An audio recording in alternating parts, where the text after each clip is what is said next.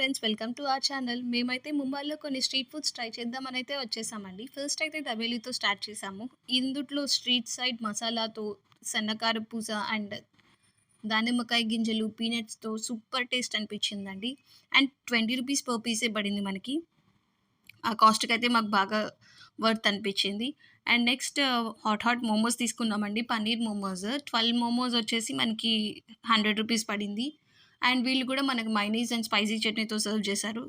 పైన ఒక చిట్ చాట్ మసాలా లాగా వేసి చాలా అంటే చాలా బావుంది.